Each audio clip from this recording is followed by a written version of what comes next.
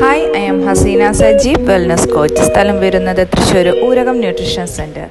Active fibre complex 30 മുതൽ 40% fibre ഭക്ഷണത്തിൽ ഉൾപ്പെടുത്തേണ്ടത് അത്യാവശ്യമാണ്.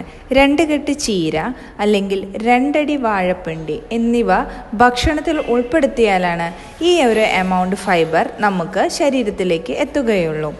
നമ്മൾ കഴിക്കുന്ന ആഹാരം പെട്ടെന്ന് ദഹിപ്പിക്കുന്നതിന് ആക്റ്റീവ് ഫൈബർ കോംപ്ലക്സ് ഹെൽപ്പ് ചെയ്യുന്നു. ഫൈബർ കഴിച്ചാലുള്ള ഗുണം എന്തെന്ന് വെച്ചാൽ ഷുഗർ ലെവൽ കൺട്രോൾ ചെയ്യാനും ശരീരത്തിൽ അടിഞ്ഞുകൂടുന്ന ഫാറ്റിനെയും സെല്ലുകളിൽ അടിഞ്ഞുകൂടുന്ന ഫാറ്റിനെയും ഡീപ്പ് ക്ലീൻ ചെയ്യുന്നതിന് ആക്റ്റീവ് ഫൈബർ കോംപ്ലക്സ് ഹെൽപ്പ് ചെയ്യുന്നു.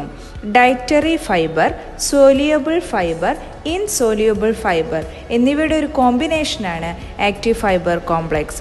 സോലിയബിൾ ഫൈബർ ബ്ലഡിലുള്ള ഫാറ്റിനെയും ഇൻസോലിയബിൾ ഫൈബർ കുടലിൽ അടിഞ്ഞുകൂടുന്ന ഫാറ്റിനെയും